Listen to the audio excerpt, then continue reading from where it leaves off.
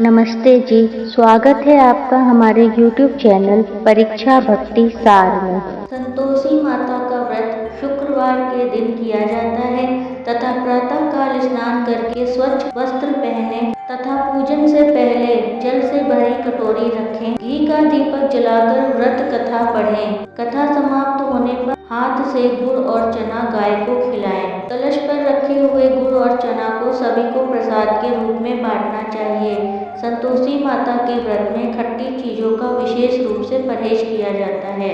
एक गुड़िया थी, उसका एक पुत्र था। अपने पुत्र के विवाह के बाद गुड़िया अपनी बहू से घर के सारे काम करवाती थी, पर उस बहू को खाने के लिए कुछ भी ठीक से नहीं देती थी। गुड़िया का पुत्र यह सब देखकर भी अपनी माँ से कुछ भी कह नहीं पाता था। काफी सोच विचार के बाद पुत्र अपनी माँ से बोला, माँ मैं परदेश जा रहा हूँ। गुड़िया को अपने पुत्र की बात पसंद आई और उसने अपने पुत्र को परदेश जाने की आज्ञा दे दी। पुत्र अपनी पत्नी के पास गया और बोला, मैं परदेश जा रहा हूँ, तुम अपनी कोई निशानी मुझे दे दो।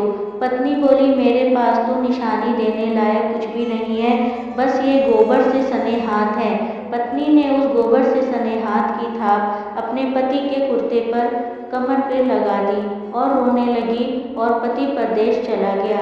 एक दिन दुखी पत्नी मंदिर गई। वहाँ उसने देखा बहुत सी स्त्रियां पूजा कर रही थी। उन स्त्रियों से पूछने पर पता चला कि वे संतोषी माता का व्रत का पूजन कर रही थीं। स्त्रियों ने बताया, संतोषी माता का व्रत करने से सभी प्रकार के दुखों का नाश होता है तथा सभी मनोकामनाएं पूरी होती हैं। इसे शुक्रवार के दिन रखा जाता है। फिर तो बहू प्रत्येक शुक्रवार के दिन संतोषी माता का व्रत नियम से करने लगी। संतोषी माता की कृपा से कुछ दिनों बाद उसके पति की चिट्ठी आई और पत्नी को बहुत प्रसन्नता हुई। कुछ दिन में पति परदेश से पैसा भी भेजने लगा और पत्नी नियम से संतोषी माता का व्रत पूजन करती रही और बोली, हे संतोषी माता, जब मेरा पति घर वापस आ जाएगा तब मैं उद्यापन करूंगी। एक रात संतोषी माता ने उसके पति के स्वप्न में आकर बोला, तुम्हारी पत्नी तुम्हें याद कर रही है, तुम घर क्यों नहीं जाते?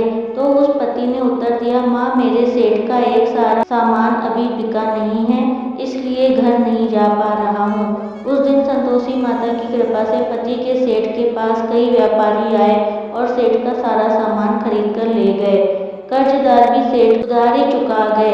अब सेठ ने उसे अपने घर जाने की अनुमति दे दी। पति के घर वापस लौटने पर पत्नी ने कहा, मुझे संतोषी माता के व्रत का उद्यापन करना है और खुशी से उद्यापन की तैयारी करने लगी और सभी को न्योता दे आई। पड़ोस की स्त्री उसे सुखी देखकर उससे ईर्ष्या करने लगी और अपने बच्चे को सिखा दिया कि तुम लोग उद्यापन में भोजन करने के समय खटाई और पैसे जरूर मांगना। बच्चों ने ऐसा ही किया तो उस बहू ने उन बच्चों को पैसे देकर बहलाया। पैसे लेकर बच्चे पास की दुकान से इमली खटाई खरीदकर खाने लगे, जिस कारण संतोषी माता का कोप उस बहू को लगा। राजा के दूत उसके पति को पकड़कर ले गए। पत्नी बहुत दुखी हुई और रोने लगी। तब किसी ने उसे बताया कि तुम दोबारा उद्यापन में जो पैसे बच्चों को दिए थे, उन पैसे से बच्चों को इमली खटाई खरीद कर खा ली थी। यह सुनकर तुरंत ही उस बहू ने दोबारा संतोषी माता के उद्यापन का संकल्प ले लिया। मंदिर जाकर जैसे ही बहू मंदिर से बाहर निकली, उसका पति आता हुआ दिखाई दिया। पति ने बोला, मैंने इतना धन जो कमाया है उसका टैक्स राजा ने मांगा है। बहू ने शुक्रवार को फिर से संतोषी माता का विधिवत उद्यापन किया।